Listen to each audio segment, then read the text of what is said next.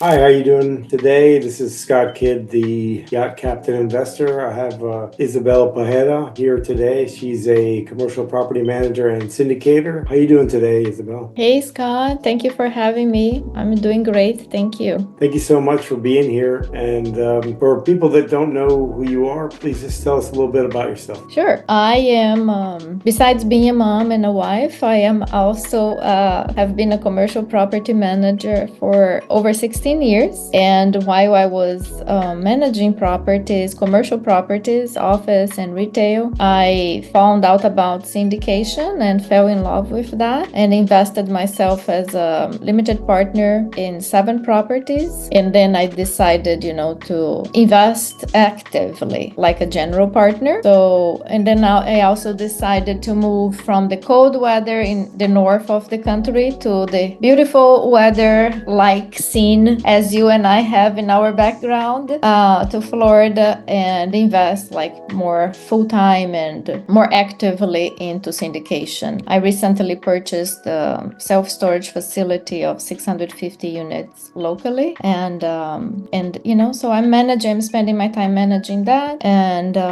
doing the asset management of that. So yeah, property management, it runs in my blood and I can't be myself without that. Excellent, excellent.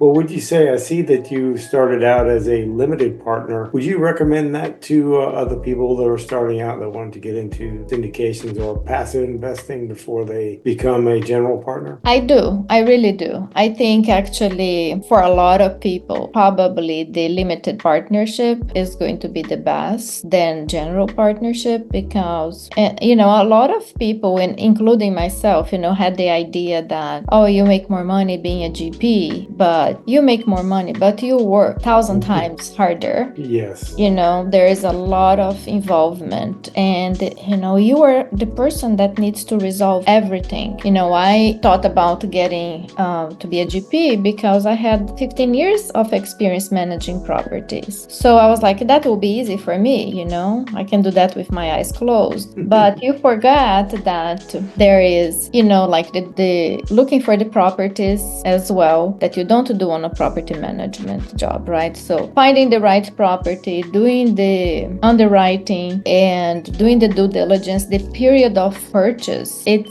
a lot of work. And, the due diligence, dealing with lawyers, with the bank, trying to get the loan, trying to get the investors to come with us, and explaining to people what it is and how good of an opportunity it is. It is a lot of work to be a GP. I think the limited partnership, it's a great option to, have your money working for you passively. And you basically, I never did anything on the 7 properties that I purchased before, I just gave the money there, put the money and go work for me, go bring me more soldiers, Yes, that is so true. I mean, I did the same thing. I started out as a limited partner and then eventually moved into syndication. I still do passive investment. It's my long-term goal just to have more of those than anything else because it's truly passive and active. Being an active general partner, it is another job. And if you're working a full-time job, I don't necessarily recommend it unless you have,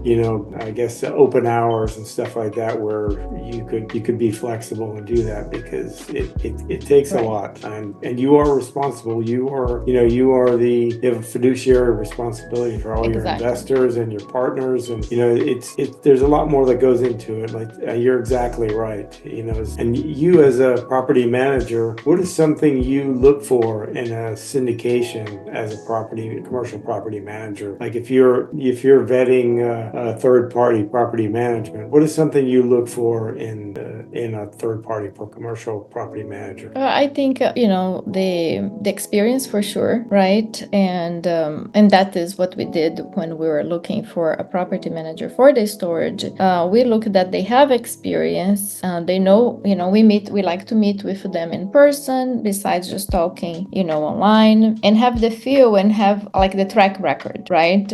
If we can have referrals, even better. Properties that they have managed have been successful.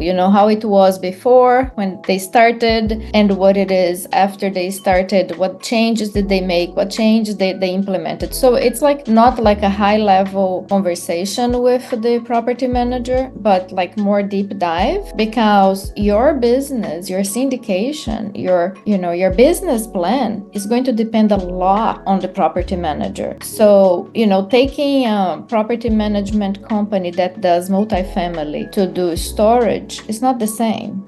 There are different softwares. Everything is different, so they need to be specialized on that type of asset, unless somebody on that company does, one person does multifamily, one person does storage, so they have to be knowledgeable about the asset type. I think I would say, Scott, that is probably the most important thing for when you're looking for a property manager. But of course it's different than if you're looking at the asset to purchase as a whole. Of course you're going to see due diligence, if there is room for value add, and if how is the properties around, do we have a lot of competition or not, and things like that, as you know. Yeah, those are some great tips for people to understand, because they need to have that type of knowledge in that market and type of asset, what the trends are, where everything's going, and especially if you're doing a large value add project, you definitely want them to be able to be on top of the project. And I would add also, in any syndication, I look for is their communication with not only you but with the tenants. They have to have a good rapport with the tenants, because you're in multifamily, the residents are happy, the investors are going to be happy. And in self-storage, if the tenants are happy, the investors are going to be happy. They're going to stay. But if you have a property management company that doesn't engage with the customers, you're going to be have a steep learning curve of why your returns are not what they're supposed to be. Could potentially be a hard lesson, if you don't properly vet the property management. It's the same thing when people are looking for a syndication or a fund. Definitely have to vet the fund manager and the lead sponsor, because they are the ones that are going to have the fiduciary responsibility. And if they start out on not communicating well with you, chances are it'll only get worse over time. If things go bad, you may not be able to find out anything. And I know that from experience, that some people are better than others, and generally their track record with communication stays all the way through, and it's something very important. I'm glad you pointed out those things, because yourself as a property manager, what are things that you do to enhance the properties that you're involved with? Say, for instance, the storage unit. What are some of the things you do to add value? Right, thank you. And just like highlighting again what we were touching base, which I don't think you and I can say enough, is that the property manager itself, right? They are hands-on. They are there all day, every day. They have to be there. They are our biggest. We have a very hard job on vetting them, because they are your partners. Please, whoever is hearing this, just spend the time finding a property manager, the right one. Don't cut time and be like, oh no, we have been looking forever, we don't find, or we talked already with 3. Continue looking if you don't feel in your gut, that you have the right one, because they are your biggest partner. They, if they are not the right one, you are not going to have a successful business, most likely.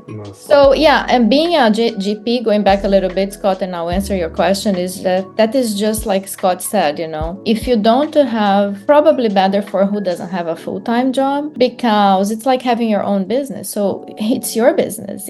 You have to dedicate to that. You can have a full-time job if you know who you are, and if you're committed enough to work after hours on your business, and and have flexibility to work over the weekend like we do. That's very unique and individual. It's individual basis. Everybody has to measure on their own, right, what they want to do. Things that you look for as a property manager when doing value add in, say, self-storage, since that is what you just recently did. Right.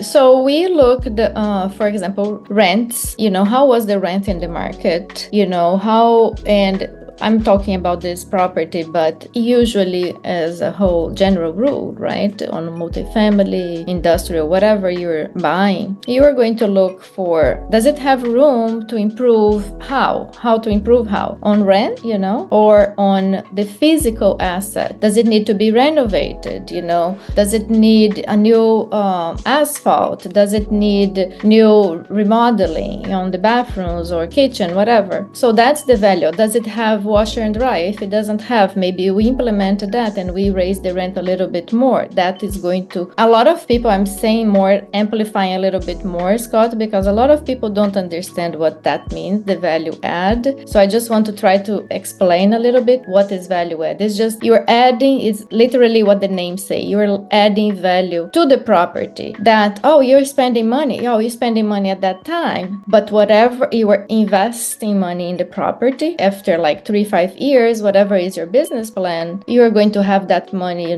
multiplied back to you and to your investors. So for this property of the storage, we did check. There was opportunity of rent increase, and it has been managed and owned by a mom and pop. There was a couple things like delinquencies needed to be, looked at. There was not a lot of capital improvements that needed to be made to the asset, the physical asset itself, but they never marketed the property online, on social media, so the tenants that were there were majority, has been there forever, which is not very typical on self-storage. It's very cyclical, right? Our ideas for value add was the rent, was adding a website, putting ourselves on social media, adding insurance, renter's insurance. Nobody had that. So, and we are happy to say that we did implement that. We purchased the property in August, and we were able to implement the website with 8 days. And only 8 days. Nice. And we did insurance. Do you pay online with the through the website and the portal and everything? Oh, that's great. Yes. That definitely that makes it's always better to make it easier for the people to pay and automate those. Those are always great tricks. We have been able to automate over 50% of the tenants, and we implemented the insurance started in November. So it's moving along very well. The business plan it's moving along. We have done exterior lights. There are 2 properties very close to each other, less than half a mile, and we have done the lights. The exterior lights were needed to be changed for one of the properties. That has been done too. We already got compliments from the tenants that looks so much better and safe. Those are the things that you'd look like retail merchandise. They didn't sell that before. We implemented that as well around October, and so that is like boxes, tapes, things for moving, right? Those are some of the value adds that I would say, very basic for self-storage, for example. Okay, so you would say automation, for instance, probably some smart locks, and also added the website and made add some software for them to pay. Right. Automated the payments and stuff. Those are great tips. That probably brought your costs down as well, and also added a lot of revenue. So that will give you the value add. Yes. That's really great, because that gets me into the next thing is, what is the type of software that you use, not necessarily in storage, but that you use daily as a syndicator to, manage your business? For the storage, actually, there is one specific. It's very popular in storage. I believe it's only for storage, is SiteLink, which is owned by Storable. Okay.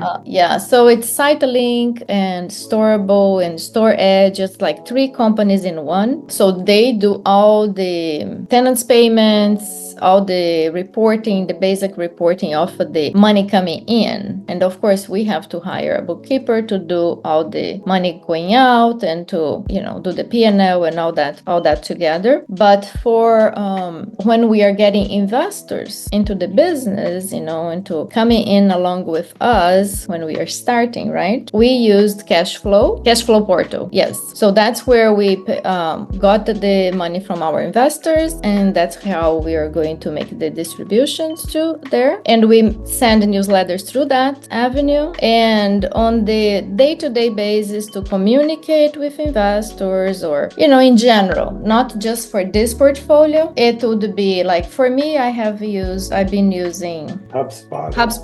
Yes, HubSpot. Yeah, that's quite a popular one. Yes. A lot of different types of investors use it. Multifamily, self-storage, single-family homes. A lot of them, because the CRM is very important for keeping in contact with your investors. Right. Communication is key, not only for your team, but for everyone that's involved, the investors, the residents. But HubSpot you wouldn't necessarily use for your residents, but that would be more the property manager, the people on the ground, to keep the residents happy, the tenants happy. Because communication is the key to really being successful in any of this.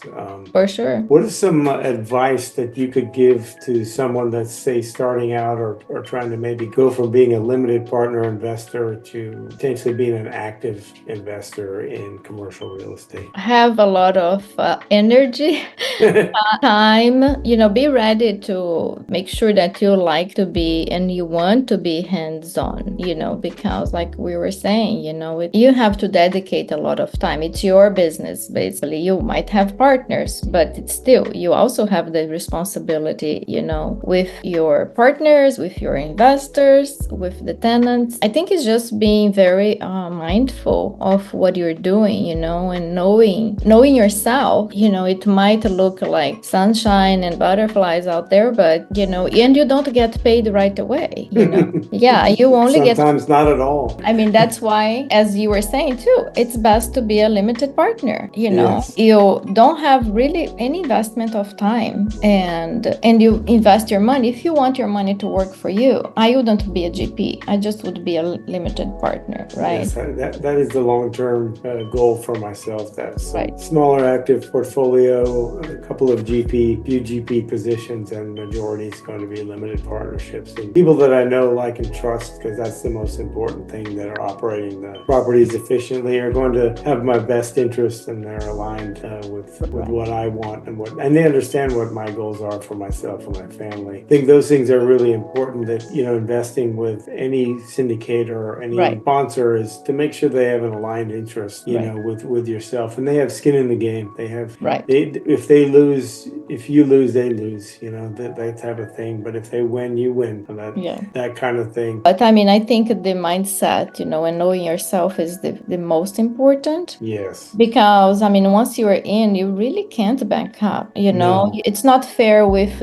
all the people that trusted in you. You are with your partners and your investors, and like you said, and you should really have money to put in, and as a GP, right? And of course, and as LP, there's no way for you to be a deal if you don't put the money. And that's what, just for whoever doesn't know, but I'm sure all your public is good and understand, but the skin in the game is that, just putting your own money there. Yeah, it's very important. And I know that I've come to points where, all the money was tied up, and, you just have to trust in that operator that, hey, they've put in all the sweat equity, and they stand to lose, because reputation is a big key in this business. Because if you fall out of contract and don't close the deal, it's going to be tough to get another deal, especially with that same broker and the lender, and you'll have lost money, and those things happen. What is some type of one action that someone could take if they wanted to get further in commercial real estate or in any real estate that you could recommend them do? Getting educated, right? It's what I did, it's what you did, and always learning, reading the books, about investment, about passive income, and being very hands-on on your education, going to conferences. There are a lot of conferences, I'm sure the people that's following you and, the people that I talk to, I'm always saying, go to conferences. That's how you learn. Go to mastermind, or paid versions or unpaid versions, whatever is you can do. In summary, it's education, right? It's either by reading on your own or by doing masterminds or by going on YouTube, going to meetups like we do every Yes, month. it is. Yes, that's true. And meeting like-minded people. I was going to say, I hope you didn't leave out the meetups, because that's where we met.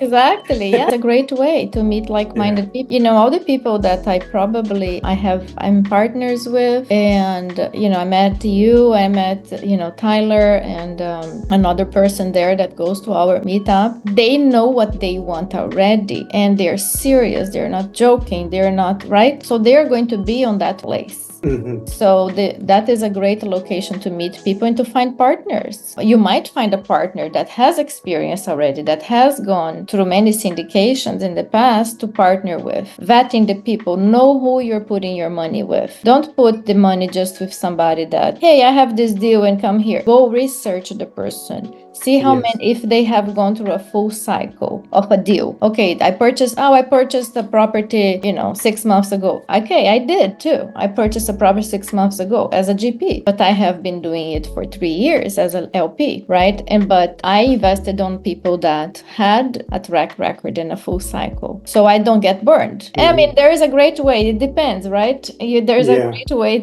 There's many ways to learn. One of them is by trial and error. So that's definitely a big part of it. But thank you so much for being here. It's been such a great conversation. Look forward for us to speaking more. And for people that want to find out more about you and perhaps reach out to you, how do people get a hold of you? Yes, they can go through my Instagram at invest with Isa, IZA, or they can email me. The email address starts the same way, investwithisa@gmail.com, or I'm also my full name. It is long. It's Izabel Parreira. Thanks again for your time, and thank you for coming here and having such a great, pleasant conversation. My pleasure, Scott. You're my buddy, my partner of meetup. Yes, that's monthly true. meetup, so you guys cannot miss. Our meetup is every Monday, once a month, first Monday of the month. Yes, so we're coming up next Monday. Keep an eye out for that link. That'll be at Ian and Kai's in Jensen Beach downtown. So we'll look forward to connecting with more people, and that's the Yacht Captain Investor out for today. We'll talk to you soon.